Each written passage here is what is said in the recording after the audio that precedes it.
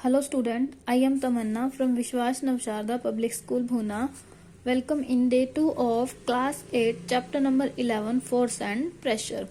Last video में हमने force and pressure chapter start किया था.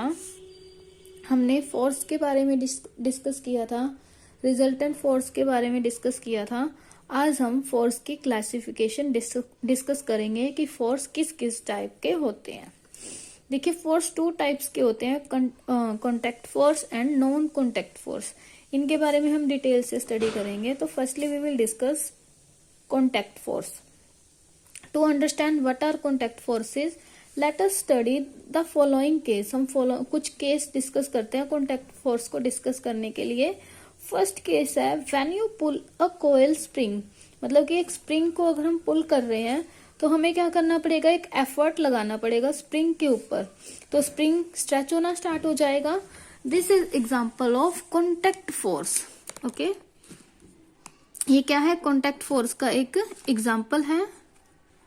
ओके, लाइक दिस, स्प्रिंग को स्ट्रेच कर रहे हैं, स्ट्रेच हो गया तो it is example of contact force. Next, when you kick A football. अगर हम फुटबॉल को किक कर रहे हैं तो फुटबॉल, हमारा जो फुट है वो फुटबॉल के साथ कांटेक्ट में आ रहा है, तो अभी फोर्स लग रहा है, it means it is contact force. तो डेफिनेशन क्या होगी कांटेक्ट फोर्स की. Contact forces are forces that act only when object are in physical contact.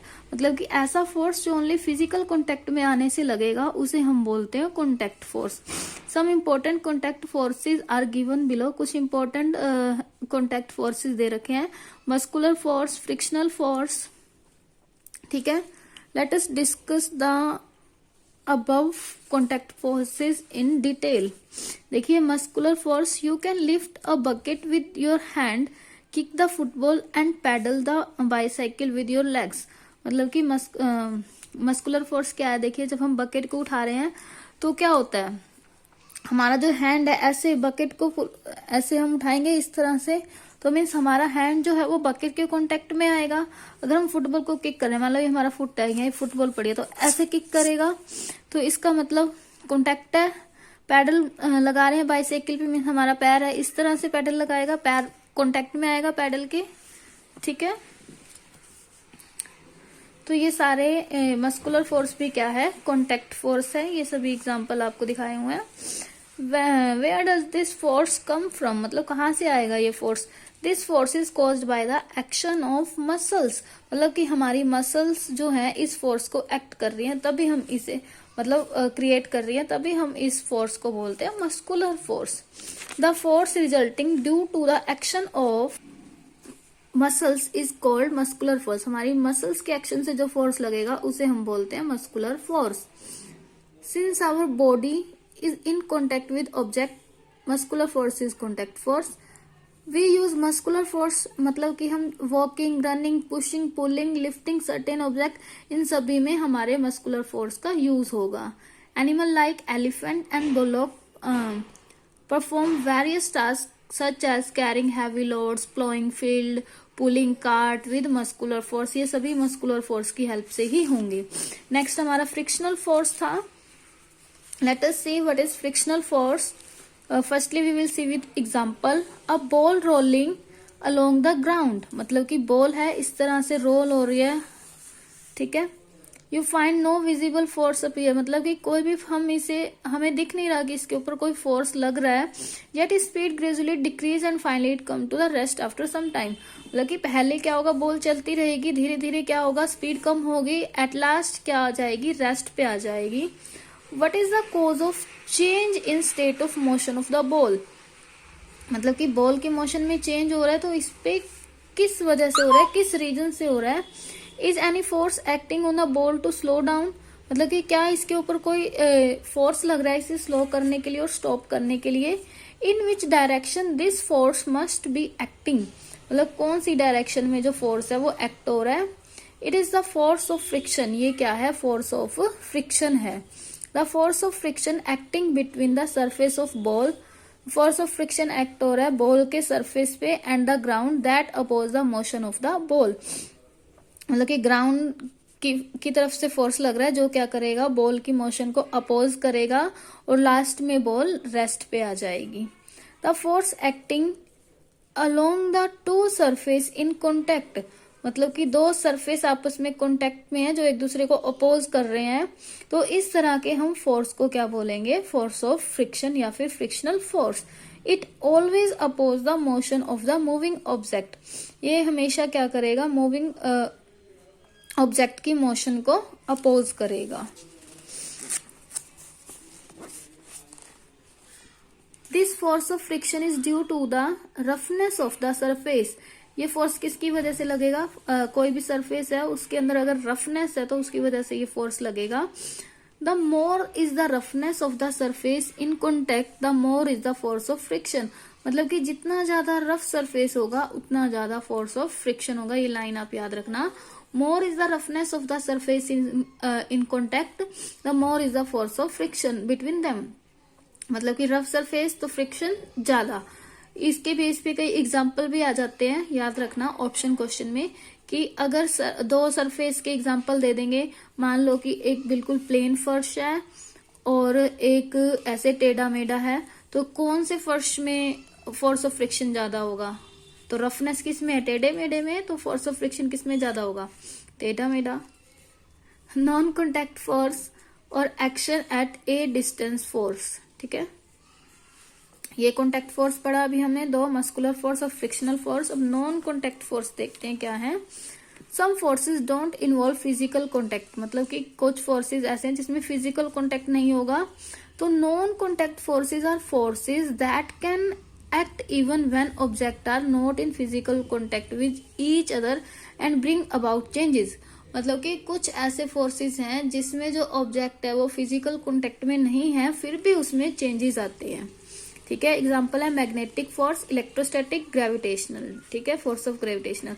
Magnetic force के से सब लोग परिचित हैं कि क्या होता है मैग्नेटिक फोर्स।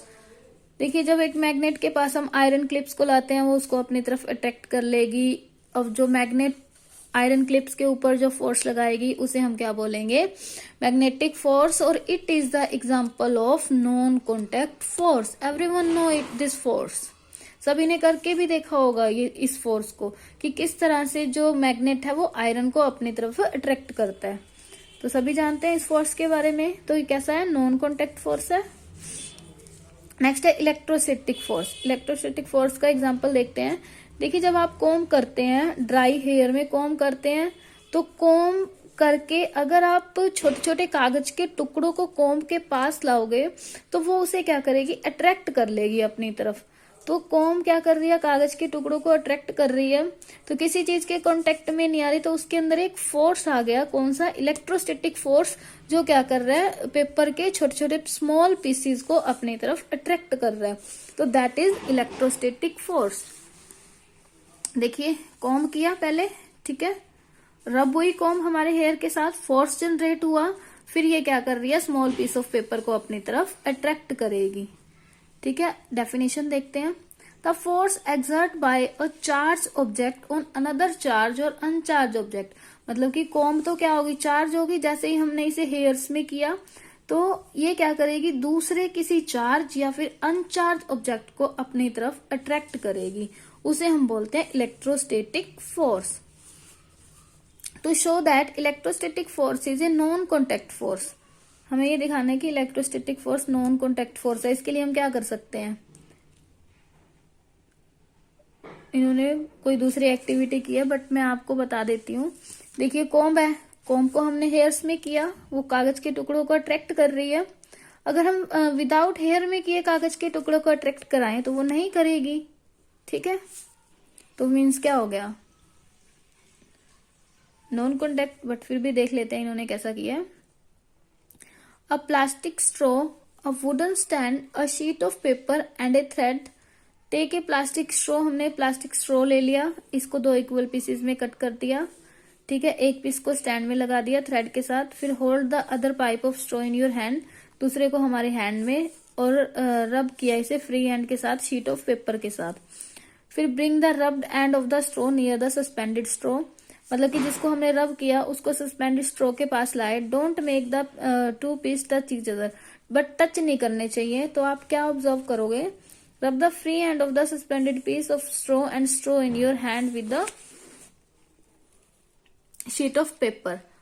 ठीक है, हमें शीट ऑफ पेपर के साथ हमने इसे रब किया था। ये प्लास्टिक स्ट्रो है, ये थ्रेड के साथ हमने हाफ पीस को कट किया था, जो वो यहाँ हमने टाई कर दिया। उसके बाद ये वुडन स्टैंड है, ठीक है, ये उसका रब किया हुआ एंड है।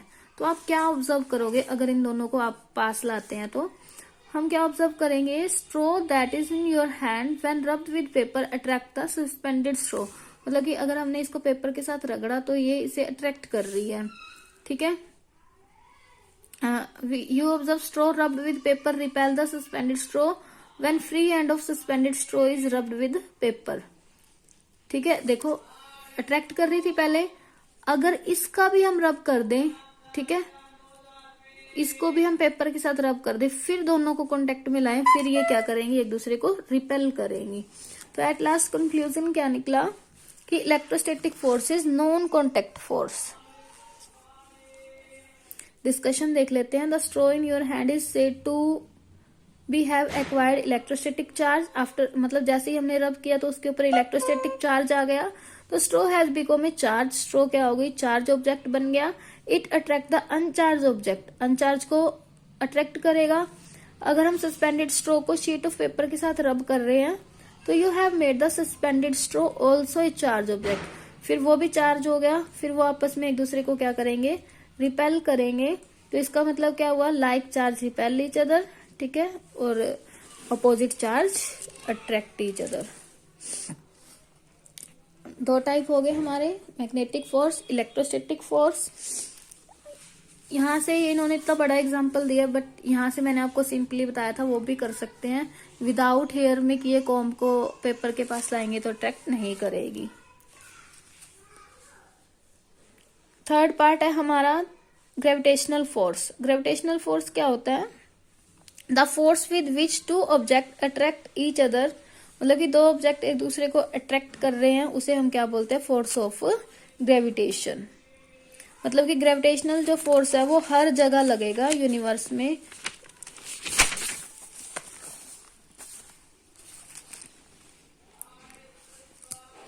देखिए, force is due to attraction between the earth and the object. Earth और ऑब्जेक्ट के बीच में जो फोर्स है उसे हम फोर्स ऑफ ग्रेविटी बोलते हैं। और force of attraction exert by earth, earth जो किसी मतलब ऑब्जेक्ट के ऊपर लगा रही है उसे हम क्या बोलेंगे, फोर्स ऑफ ग्रेविटी, या फिर अकेला भी ग्रेविटी बोल सकते हैं। तो नेक्स्ट हमारा टॉपिक, जैसे इन्होंने एग्जांपल दिया, बॉल को गिराया तो बॉल अर्थ की तरफ जाएगी, ऊपर नहीं जाएगी। क्यों, क्योंकि अर्थ क्या कर रही है, एक फोर्स से हर ऑब्जेक्ट को अपनी तरफ खींच रही है, तो उसे हम बोलते हैं फोर्स ऑफ ग्रेविटी। नेक्स्ट है हमारा pressure. There are two factor, force हमारा कंप्लीट हुआ। नेक्स्ट टॉपिक हमारा प्रेशर है जो हम स्टार्ट कर रहे हैं। There are following two factor on which the effect of force apply depend. Force apply किसके ऊपर डिपेंड करेगा, दो फैक्टर हैं।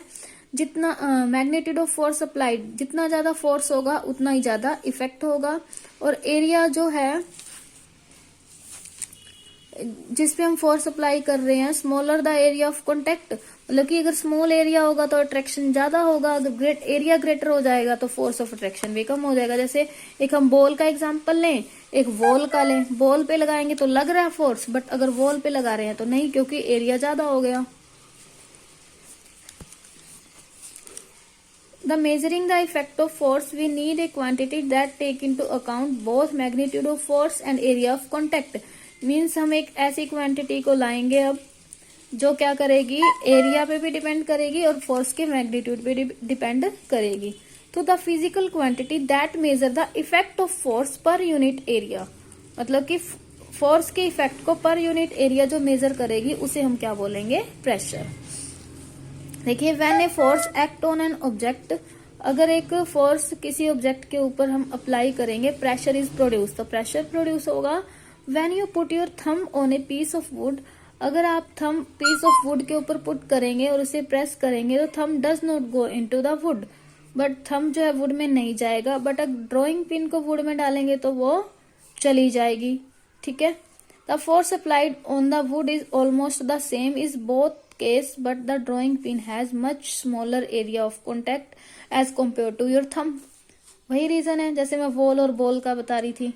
थंब जो है नहीं जाएगा वुडन बॉक्स में, बट जो नेल है या कील है या पिन है वो चली जाएगी। क्यों? क्योंकि एरिया स्मॉल है। एरिया स्मॉल है तो फोर्स ज्यादा लगेगा। थंब का एरिया ज्यादा हो गया तो फोर्स क्या हो गया? स्मॉल हो गया, जिसकी वजह से वो नहीं जा पाएगा। इन्होंने करके दिखाया है। ओके, देखिए, pressure is the force acting on a unit area of the object. Pressure क्या है? फोर्स एक्टिंग है यूनिट एरिया पे कितना फोर्स लग रहा है। If P is pressure, P pressure है, F फोर्स है और A क्या है? एरिया। तो प्रेशर को हम कैसे डिनोट करेंगे? P is equal to F by A। Pressure को जो मेजर करने, फोर्स को हम न्यूटन में मेजर करते हैं, एरिया को मीटर स्क्वायर में, तो प्रेशर की यूनिट होगी न्यूटन पर मीटर स्क्वायर। इसे हम अगर अकेला देखें तो पास्कल भी बोल सकते हैं। नेक्स्ट न्यूमेरिकल देखिए, a solid object weighs 200 N, मतलब सॉलिड ऑब्जेक्ट है जिसका वेट 200 न्यूटन है। जब हम वुडन प्लैंक पे पुट कर रहे हैं तो area of contact 5 metre square है, तो हमने प्रेशर निकालना है। Simple formula P is equal to F by A, direct हमने फॉर्मूला में पुट कर दिया। डायरेक्ट हमने फॉर्मूला में पुट किया तो हमारा आ गया 40 पास्कल। न्यूमेरिकल 2, इसमें भी हमें फोर्स दिया है बट एरिया नहीं दिया। एरिया की जगह इन्होंने ब्रिक की लेंथ दे दी और विड्थ दे दी। तो हमें पता है प्रेशर निकालने की हमें एरिया चाहिए। ब्रिक है जो क्या है? रेक्टेंगल। रेक्टेंगल का एरिया क्या होता है? Length multiply breadth. पहले हम एरिया निकाल लेंगे। एरिया हमने निकाला, उसके बाद डायरेक्ट वही formula, pressure is equal to force by area. तो ये हमारा न्यूमेरिकल भी सोल्व हो गया। ठीक है, यहाँ तक हमने रीड किया। तो प्रेशर टॉपिक हमने स्टडी कर लिया, प्रेशर की यूनिट देखी और ये देखा कि प्रेशर क्या होता है, फोर्स पर यूनिट एरिया। तो नेक्स्ट हमारा टॉपिक एप्लीकेशन ऑफ प्रेशर है, जो हम नेक्स्ट वीडियो में डिस्कस करेंगे। आप लोगों को यहाँ तक ये लेसन अच्छे से रीड कर लेना है। Thank you, bye bye, keep studying.